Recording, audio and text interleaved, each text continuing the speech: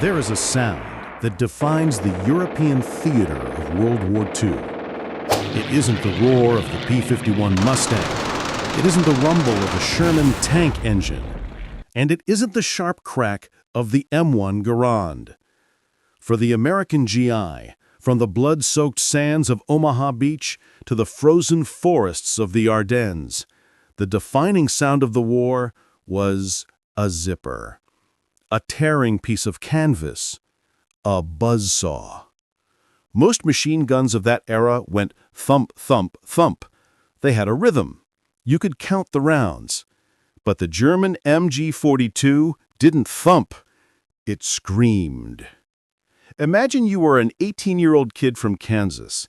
It's your first week on the line. Your sergeant told you the Germans were running low on ammo. He told you their morale was broken. You're moving through a hedgerow in Normandy. It's quiet. And then suddenly, the air simply explodes. You don't hear individual shots. You hear a continuous, terrified brrrr.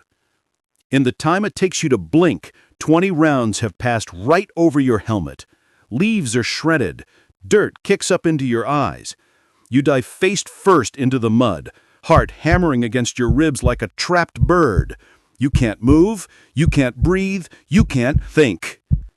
That was the Machine Gewehr 42, the MG-42. To the high command, it was just a general-purpose machine gun, but to the American soldier, it was Hitler's buzzsaw. And it didn't just kill bodies. It killed courage. It broke minds. Today, we are going deep into the psychology of the most feared weapon of the 20th century and how the brave men of the U.S. Army had to walk through a wall of lead to defeat it. To understand the fear, you have to understand the math, and the math was terrifying. The American Browning 1919, a solid, reliable workhorse, fired about 500 rounds per minute. That's fast. But the MG-42, it fired 1,200 to 1,500 rounds per minute. Let that sink in. That is 25 bullets every single second. In the time it takes you to say Star-Spangled Banner, an MG-42 gunner could put 100 rounds into a target area the size of a door frame. Why does this matter psychologically? It's about something called suppression. In combat, fire superiority is God. If you shoot more than the enemy keeps his head down. When the MG-42 opened up, the volume of fire was so dense that it was physically impossible to lift your head and survive. It created a zone of death. American veterans described the sound as mesmerizing and paralyzing. When a Browning fired, you could hear the gaps between bullets.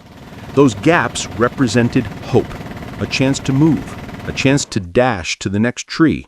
With the MG-42, there were no gaps. There was no hope, just a solid wall of copper and lead. German infantry doctrine was built entirely around this gun. In an American squad, the riflemen were the killers, and the machine gun supported them. In a German squad, the machine gun was the killer, and the riflemen were just there to carry ammo and protect the gun. When an American platoon encountered a German unit, they weren't fighting 10 men. They were fighting one machine. A machine that ate ammunition belts and spat out death at a speed the human brain struggled to comprehend. The fear of the MG-42 was so pervasive, so damaging to morale, that the U.S. War Department actually tried to intervene. They realized that terrifying rumors were traveling from the front lines back to the replacement depots. New recruits were arriving in France already shaking in their boots about the buzzsaw. So the Army created training films. Maybe you've seen them. In these films, a narrator with a calm, transatlantic voice would demonstrate the German machine gun. They would fire a burst, and the narrator would say, "Its bark is worse than its bite." They told American GIs that the gun was inaccurate. They said it wasted ammo. They said the barrel overheated too fast. They tried to convince young soldiers that the MG-42 was just a noisy, inefficient waste of German engineering. It was a noble lie, but it was a lie. The first time those soldiers hit the real combat zone, the training films evaporated. They realized the gun wasn't inaccurate. It was a precision instrument of suppression. The psychological shock of realizing your training was wrong.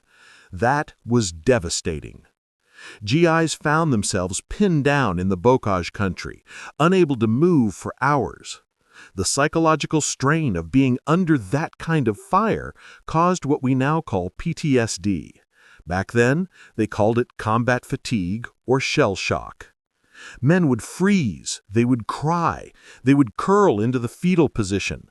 Not because they were cowards, but because the sensory overload of the MG-42 overrode the human nervous system. It sounded like the earth itself was ripping apart. But here is where the story shifts. Here is where the American spirit enters the equation. The MG-42 was a monster, but monsters have weaknesses. And the American GI, resourceful and stubborn, learned to find them. The gun's greatest strength, its rate of fire, was also its greatest flaw. Firing at 1,500 rounds per minute generates an insane amount of heat. The barrel would glow red hot within seconds. If they kept firing, the barrel would warp and the gun would fail. So the German crews had to change the barrel. They had to stop, pop the latch, pull out the smoking steel pipe with an asbestos mitt, and shove a cold one in. It took about 7 to 10 seconds. For the American soldier, those 7 seconds were the difference between life and death. Veterans speak of listening to the rhythm, brr, brr, and then silence, or a hiss of steam. That was the signal. Go, go, go. This is where the heroism of the greatest generation shines brightest. It takes a special kind of courage to wait for a 7-second window and charge straight into the mouth of hell, knowing that if that German gunner is 1 second faster than you, you're dead. They used everything they had. They used the heavy BAR, Browning automatic rifle, to keep the German heads down during the barrel change. They used bazookas, not just for tanks, but to blast machine gun nests apart. And they used marching fire. General Patton was a fan of this. Walking forward, firing your M1 Garand from the hip, creating your own wall of lead.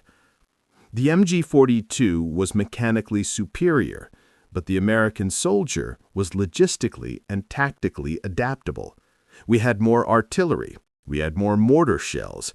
If the MG-42 wouldn't stop screaming, we would call in the rain and bury the nest under high explosives. It was a battle between German precision engineering and American industrial might, combined with sheer raw guts. The war ended in 1945. The silence returned to the fields of Europe, but the legacy of the MG-42 didn't die in the bunker with Hitler.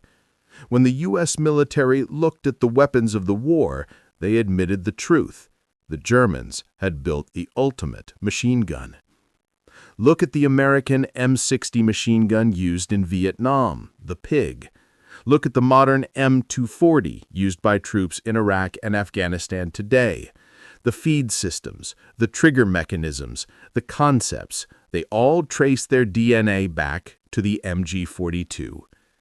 The enemies of freedom had created a masterpiece of death. So America took it, improved it, and turned it into a weapon to defend liberty.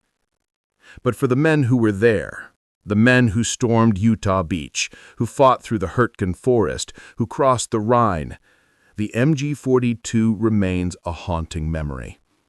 It was the ultimate test of their resolve. They didn't fear the Mauser rifle. They respected the Tiger tank, but they feared the buzzsaw. And yet, despite the fear, despite the rate of fire, despite the psychological terror, they stood up, they moved forward, and they won. That is the true story of the MG42. It is not just a story about a gun. It is a story about the men who faced the most terrifying weapon of their age and refused to stay pinned down. Because in the end, 1,500 rounds per minute was fast, but it wasn't fast enough to stop the American drive for victory.